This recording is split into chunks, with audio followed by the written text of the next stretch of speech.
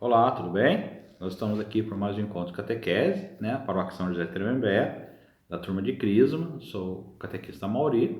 O encontro de hoje é para falarmos sobre os sacramentos de cura.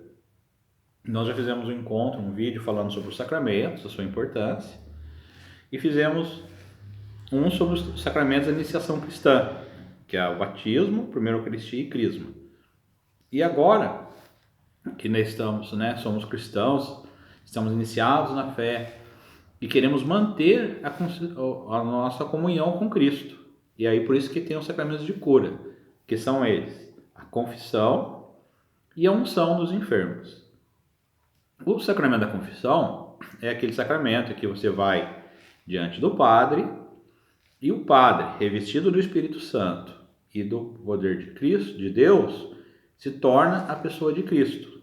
Assim como o Espírito Santo age para que exista a Eucaristia e o batismo, ele age no sacramento da confissão, onde você, diante do padre, você confessa os seus pecados, pede perdão, e o padre te perdoa, para que você volte a ter a alma limpa. E o sacramento da unção dos enfermos é o sacramento onde o padre ele vai lá para atender a confissão do doente, perdoar os seus pecados e dar uma unção especial para o perdão dos pecados e a cura da alma e das enfermidades do corpo. Porque as enfermidades do corpo e da alma sempre estão interligadas, né? Ou o pecado da alma faz o corpo adoecer, ou a doença do corpo nos enfraquece e nos leva a pecar. Então a gente tem esses dois sacramentos de cura: a confissão dos pecados, que é toda vez que a gente comete um pecado, e a unção dos enfermos. Quando que aplica a unção dos enfermos? Quando estamos com uma doença grave, estamos debilitados, estamos de cama, quando a gente vai fazer uma cirurgia, quando aconteceu alguma coisa, um acidente, aí é aplicado a unção dos enfermos. Antigamente se chamava extrema-unção, porque se aplicava somente aos moribundos. Então tinha essa ideia, né? A pessoa está morrendo, precisa se confessar para ir para o céu. Mas não, hoje nós sabemos que a unção dos enfermos não é só para quem está morrendo, mas para todos que estão com alguma doença. A pessoa vai fazer uma cirurgia, recebe a unção dos enfermos, para que o corpo e a alma estejam ungidos para aquela cirurgia. Esse encontro está no nosso livro da Crisma. Ele começa, eu virei a página aqui, na página 22, os sacramentos de cura. E o que o livro vai falar para nós? A vida nova em Cristo, na qual fomos integrados pelos sacramentos da iniciação cristã, pode vir a se debilitar, pois sendo humanos, estamos sujeitos à doença e à morte, e também ao pecado. Jesus, no entanto, quis que sua igreja continuasse na força do Espírito Santo, sua obra de cura e salvação. Então veja bem, lembrando, quando Deus nos criou, nós não tínhamos pecado, não tínhamos a morte, não tínhamos a doença. E o paraíso fornecia tudo o que a gente precisava para viver. Quando o homem quis ser igual a Deus, se sentiu superior, foi arrogante, foi desobediente e pecou, o pecado entrou no mundo, o conhecimento do bem e do mal, e o ser humano, de uma criação perfeita de Deus, passou a ser imperfeito pelo pecado. E a consequência do pecado original e do pecado que carregamos até hoje são essas: a morte, a doença e o trabalho, né? Que estragou o paraíso. Então a gente teve que trabalhar para viver do suor do nosso rosto. Então a morte, a doença é consequência do pecado. Por isso que são sacramentos de cura, porque tanto a confissão quanto a unção dos enfermos, ela traz a cura espiritual para minha alma, dos meus pecados, e a cura física. Porque, como eu falei, tudo que adoece o corpo também adoece a alma. E tudo que adoece a alma, adoece o corpo. Mas Jesus nos deixa os sacramentos para nos reconciliar com Ele. Para a mesma comunhão que a gente tem na Eucaristia, a confissão, os sacramentos de cura, para manter essa comunhão com Jesus. Jesus, no entanto, quis que sua igreja continuasse na força do Espírito Santo, sua obra de cura e salvação.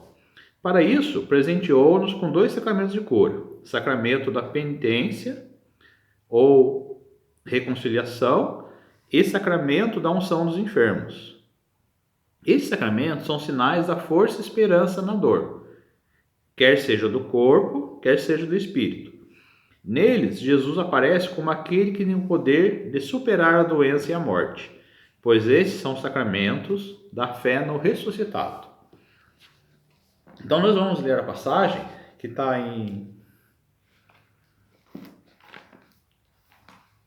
Marcos 2, do 1 ao 12. É a passagem da cura do paralítico, né? É aquela passagem que Jesus está ali pregando e curando os doentes, os enfermos, e está numa casa e ele está rodeado de pessoas. E ninguém consegue, aquela multidão, todo mundo experimenta. E tem 4 amigos que têm um amigo paralítico. E eles querem levar o paralítico até Jesus para Jesus curar. Eles têm a fé em Jesus que Jesus vai curar o amigo. Mas o amigo paralítico estava numa maca, naquela época não tinha cadeira de rodas, e eles não conseguiam atravessar a multidão. Aí o que eles fizeram? Eles deram a volta, subiram na casa, estando em cima da casa, eles arrancaram lá o telhado, as madeiras, destelharam e desceram o amigo doente da maca.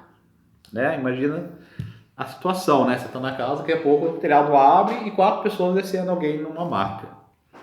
E aí pediram para Jesus curá-lo. E aí o que Jesus fala? Jesus, vendo-lhes a fé, disse ao paralítico: Filho, perdoados te são os pecados. Ora, estavam ali sentados alguns escribas, que diziam uns aos outros: Como pode este homem falar assim? Ele blasfema. Quem pode perdoar pecados, senão Deus?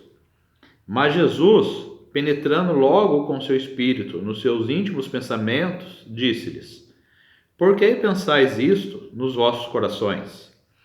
Que é mais fácil dizer ao paralítico: Os pecados te são perdoados, ou dizer: Levanta-te, toma o teu leito e anda?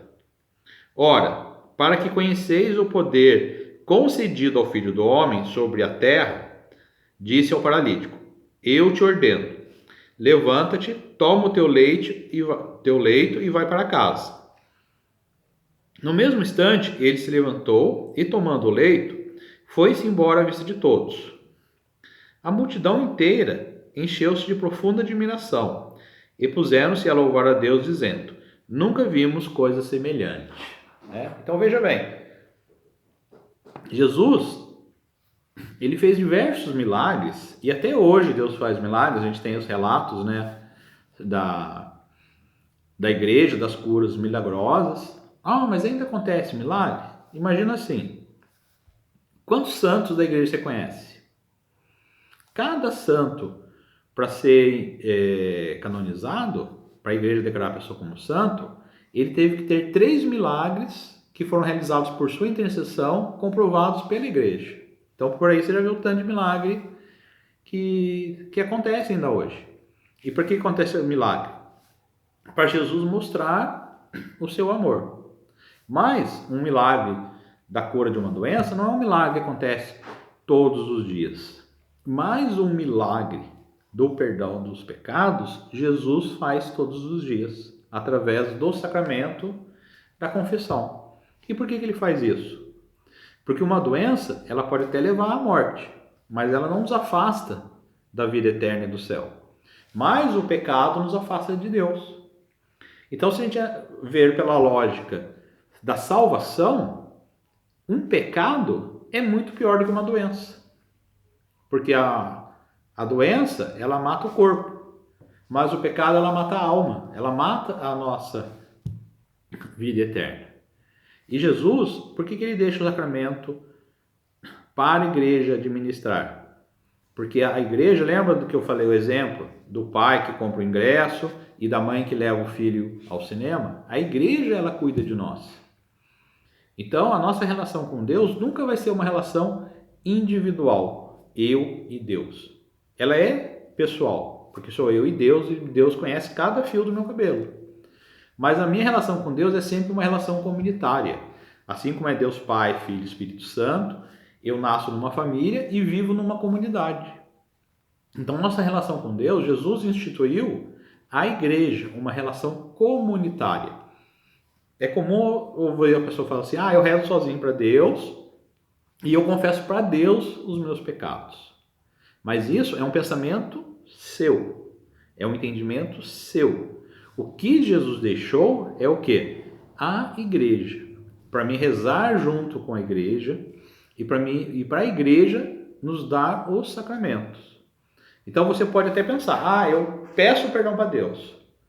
Mas Deus ele vai te perdoar através do sacramento. Mas eu não concordo.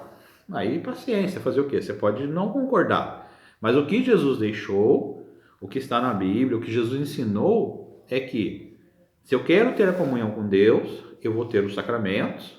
E se eu quero que Deus perdoe meus pecados, eu tenho que ir a um padre, me confessar e receber o sacramento da conciliação. Se eu quero a cura espiritual e física, eu tenho que pedir para um padre vir até o doente e dar a unção dos enfermos.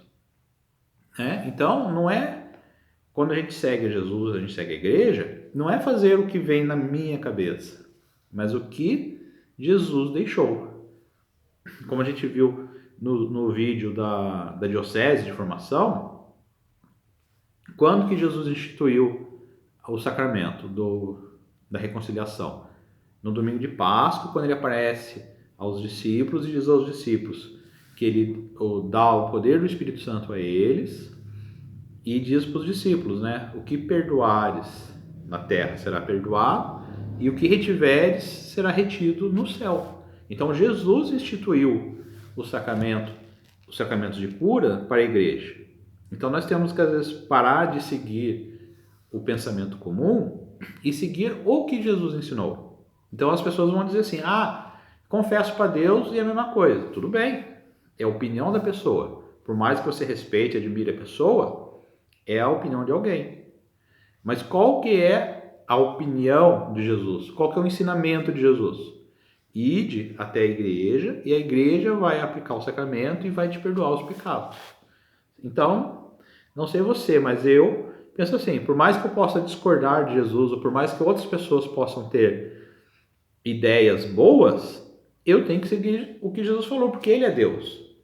E eu tenho que confiar nele, mesmo que às vezes eu possa discordar ou ter opinião diferente, mas tem que prevalecer a opinião de Jesus. Imagina assim, eu vou no médico e eu acho que estou com dor de cabeça. E o médico fala que não, essa dor não é de cabeça, é do dente que está indo, você vai ter que ir no dentista. Você vai discutir com o médico? Não, você fala, ele entende mais do que eu. É igual o filho adolescente com o pai e com a mãe. Por mais que o filho adolescente discorde, o pai e a mãe sabem mais, tem mais experiência. E aqui é a mesma coisa, por mais que as pessoas no mundo digam para você, confessa para Deus que já está valendo, Jesus, que é Deus, disse para você, não. Eu instituí a igreja sobre Pedro, derramei o Espírito Santo sobre ela, e os perdões do pecado vão acontecer no sacramento da reconciliação. Então, em vez de a gente perder tempo discutindo com Deus ou seguindo o nosso próprio pensamento, vamos aceitar o amor de Jesus e essa maravilha que Ele faz de nos reconciliar com Ele. A cada vez que nós erramos, que nós caímos, Jesus, através da igreja, nos recebe de volta e nos reconcilia. Então, eu encerro esse encontro hoje com um pedido muito importante. Não segue o que as pessoas falam aí fora. Rezo para Deus, peço perdão direto para Deus, falo direto com Deus. Todos nós temos um caminho direto com Deus de intimidade. Mas os sacramentos, a nossa vida espiritual, a nossa salvação, ela passa pela igreja. Assim como você está precisando usar o celular para me ver falando, eu estou falando diretamente com você, mas através de um celular, de um computador, de recursos tecnológicos, da internet, de um aplicativo. É a mesma coisa. Deus fala com nós e cuida de nós. Jesus está no meio de nós, mas através da igreja e dos sacramentos. Então, tenha fé e continue buscando os sacramentos. Eu agradeço a presença de vocês, fiquem com Deus e até o nosso próximo encontro.